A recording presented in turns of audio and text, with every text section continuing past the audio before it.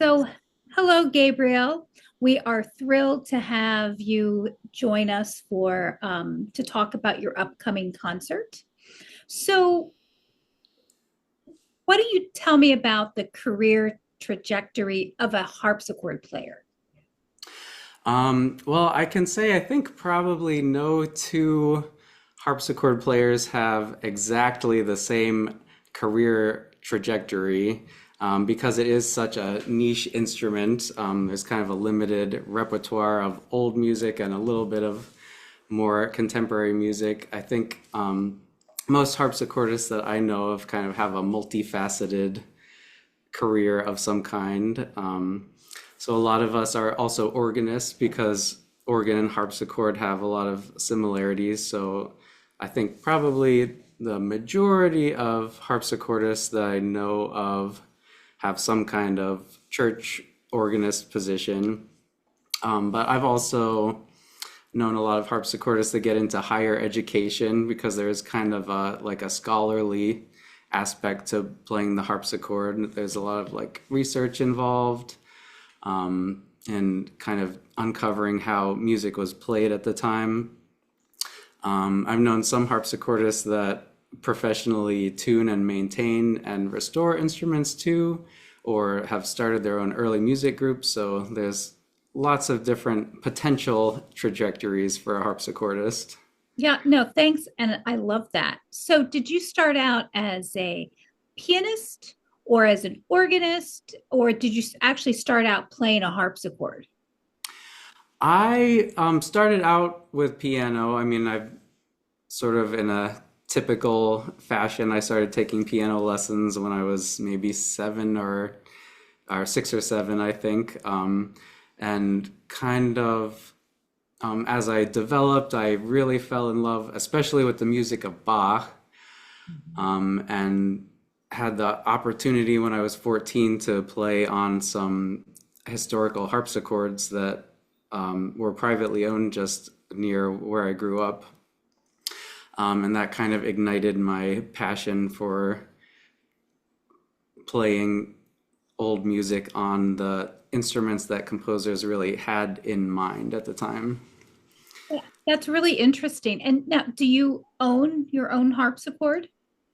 Yes, yep, and I'll be bringing it for our performance on for our performances next weekend.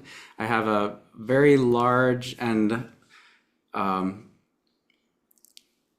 I'd say like warm, round toned French double style harpsichord. And the maker, is it a new instrument, an old instrument? It was actually it was built in 1979 by he's primarily a piano technician named Bruce Cohen. Um, I'm not sure how many harpsichords he built, but he did a really nice job on this one. There it is. And is that your primary instrument that you then take with you when you uh, do harpsichord gigs? For the most part, I'm also borrowing a Flemish double manual instrument right now, considering buying it. And it's much lighter and easier to transport, but also much less loud. So I think for playing with modern instruments, the louder harpsichord is usually the way to go. That's really interesting because, just for people who don't know, a lot of um, Baroque orchestras play on older instruments and they have it's a lower pitch, Correct. Yep. right? And it's a little softer sound in timbre and also volume, yes.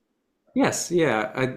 A lot of Baroque era performance venues were not so much big concert halls, but um, smaller rooms and chambers, hence the term chamber music. So um, it was really only later that instruments kind of needed to develop a really loud sound to fill up a full concert hall.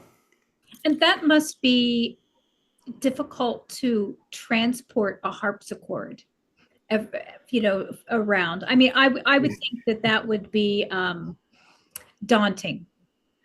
Yeah, it can be. I know harpists and bassists kind of have the a similar problem, but the harpsichord you really cannot transport by yourself, so you need to have some friends willing to help you, Uh-huh. and a big enough vehicle too.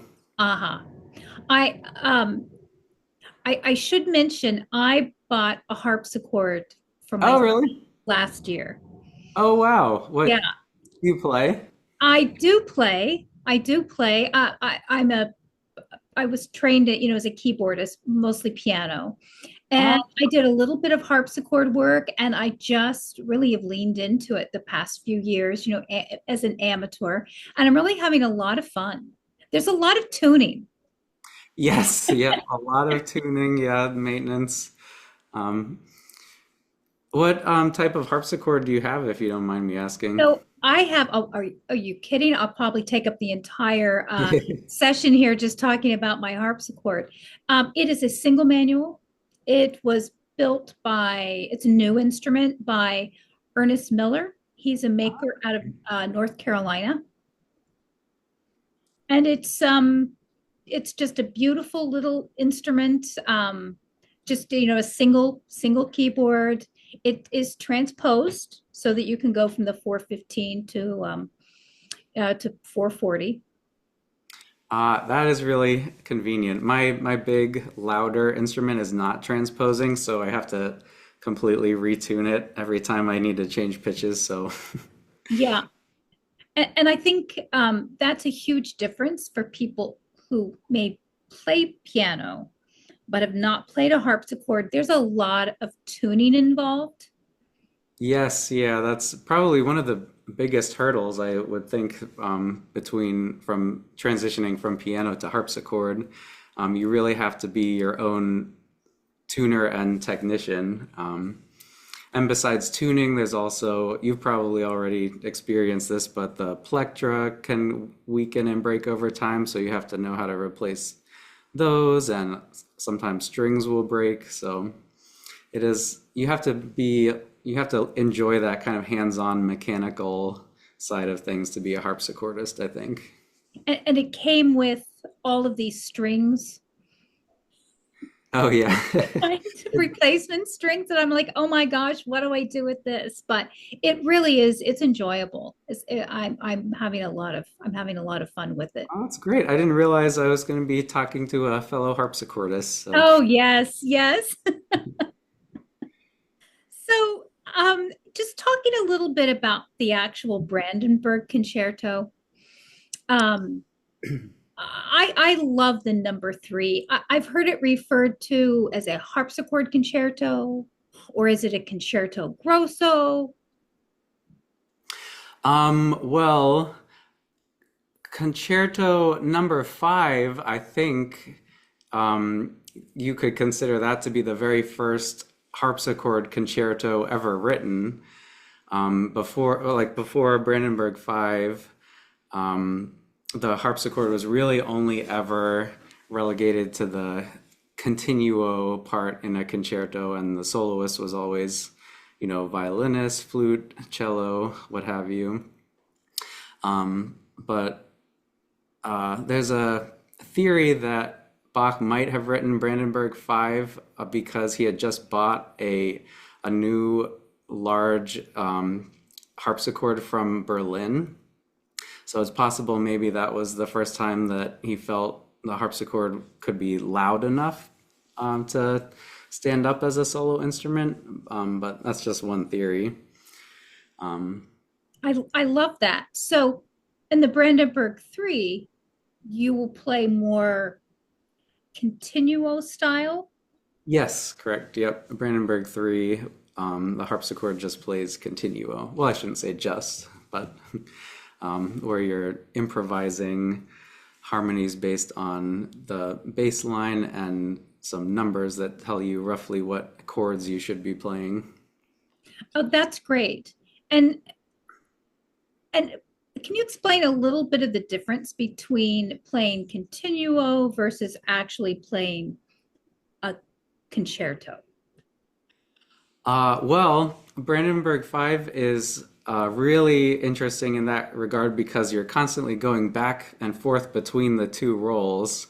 So if you look at the music on the page, there will be parts where it's just a bass line and the figures, and you're playing like chords and improvising, and then other parts where there's a fully written out part, just as if it were like a solo harpsichord piece or something. So that's kind of one of the challenging things about Brandenburg 5 is figuring out how to transition smoothly between two different roles. That's really interesting. And can you tell me a little bit about like the cadenza for the piece? Ah, so most of the time in Baroque concertos, the composer expected the soloist to improvise some sort of cadenza. But in the case of Brandenburg 5, there's this massive harpsichord solo that Bach actually wrote out. In fact, I think it takes up about a third to a fourth of the full length of the movement. So, and it's just really sort of technicolor and virtuosic, and all sorts of really interesting things happen. So that's kind of one of my favorite parts of the piece. Oh, everybody loves a good cadenza. Oh yeah. Is it one that harpsichordists write themselves, or is it a traditional cadenza that is now standard? So how does that work? Well, in this particular case, Bach actually wrote the cadenza into the piece. So it's unlike most situations where the performer would make something up in the place of a cadenza. In this case, Bach actually writes it out for you. And of course, since I wouldn't try to compete with Bach in terms of cadenza writing, so I'll just stick with what he gave us. No, that is perfect. Is it more difficult than the rest of the concerto? Um, I would say yes. There it gets pretty virtuosic at times. Although movement 3 also has some crazy fast licks in it too that are not so easy.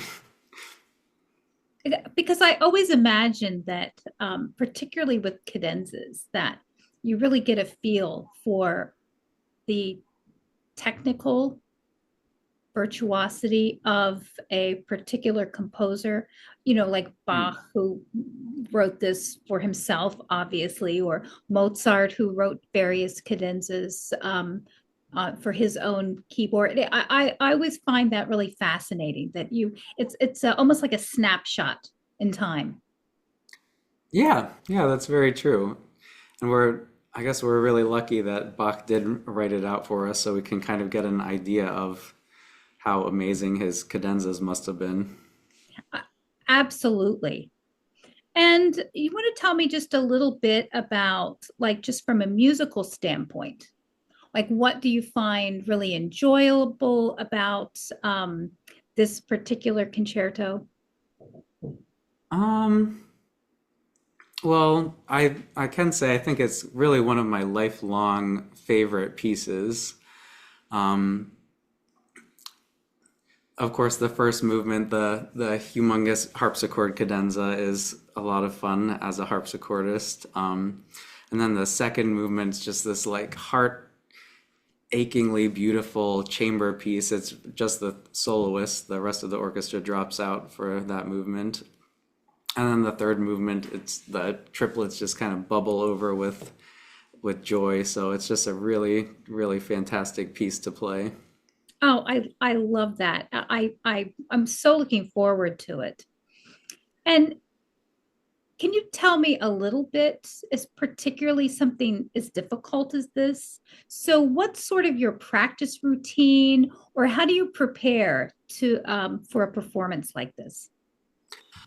That is a really good question. I find that as I get older and busier, I really have to schedule my practicing, especially for things that seem like they're far away, but then before you know it, they're just a week away. So I actually write in I have a paper calendar still.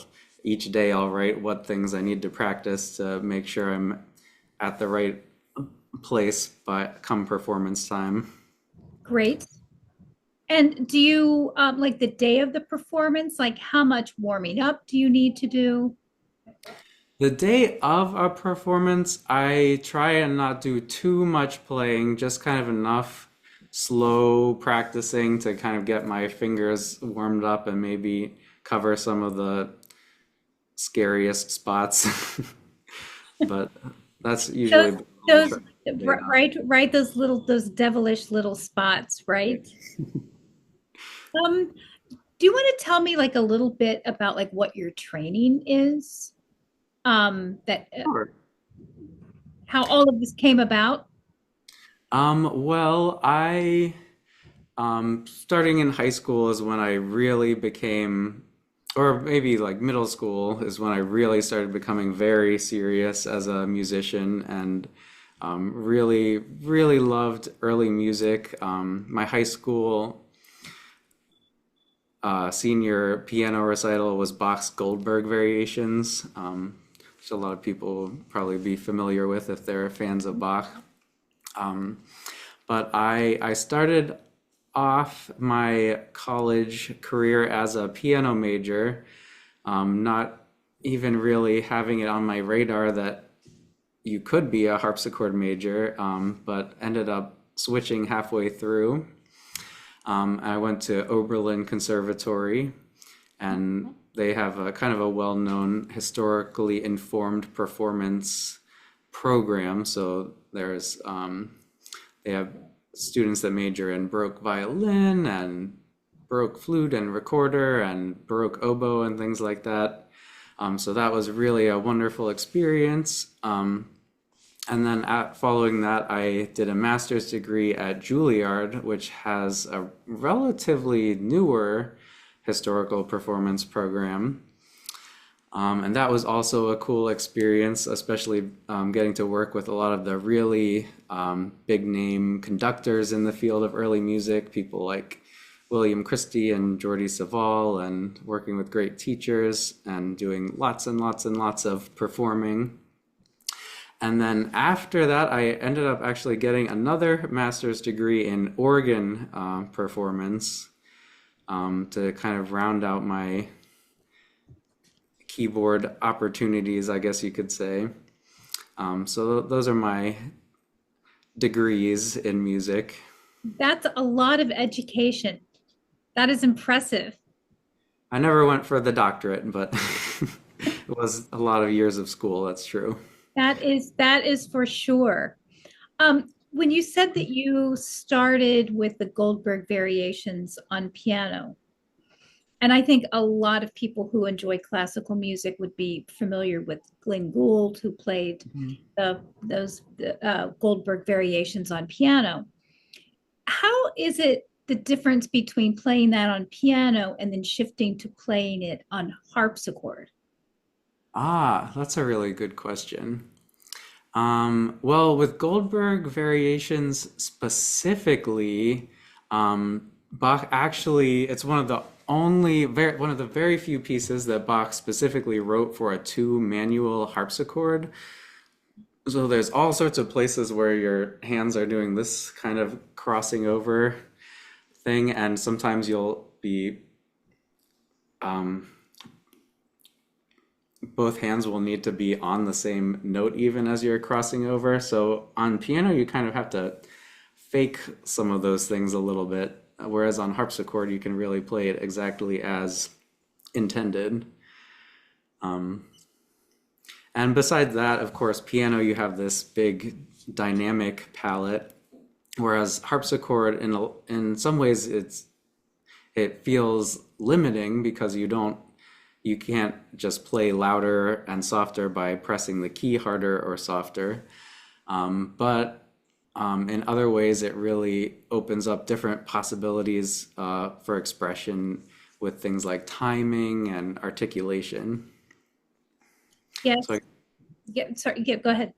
oh, I Sorry. was just going to say, I guess those would be the main differences. I think it's easier to play Baroque trills on a harpsichord. True. Yep. I think that might be one of the reasons Baroque keyboard music is so loaded with trills and ornaments because it just feels Mhm. kind of Uh-huh. effortless on harpsichord. Yeah, I think that's what's so amazing to like a performer like Glenn Gould, who was able to, he was such a talented pianist in that way. True. Yeah. Glenn Gould's his, I guess it was 1981, his second recording of Goldberg Variations was my first introduction, and I really admired how he was able to bring out all the intricacies of Bach so well on piano. Yeah, and I think that was a lot of people's first introduction to Baroque music. I mean, now it sort of has exploded and it's ubiquitous. And but back in 1980, it was more uncommon. Yeah, I think that's true. And Glenn Gould also, he sometimes even played Renaissance composers like Orlando Gibbons. So people like him really helped bring early music more into the forefront of classical music, I think. That's great. So, what else would you like to tell us about this upcoming performance or you as a performer? Hmm.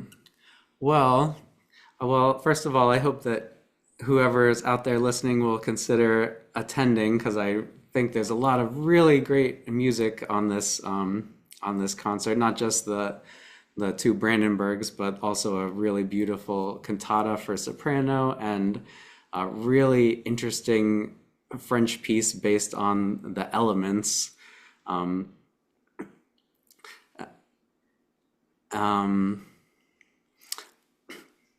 I think a Brandenburg 3 in particular is really nice to see live as opposed to hearing on a recording, just the way that you can watch as Bach kind of passes the melodic fragments from musician to musician. It's just really exciting to watch live, I think. It's fun. Well, we are looking forward to it.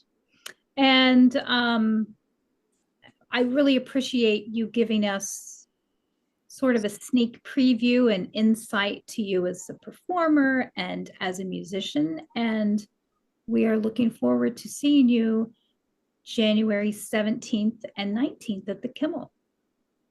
Thank you so much, Anne. I am really looking forward to it. Great. Thank you so much.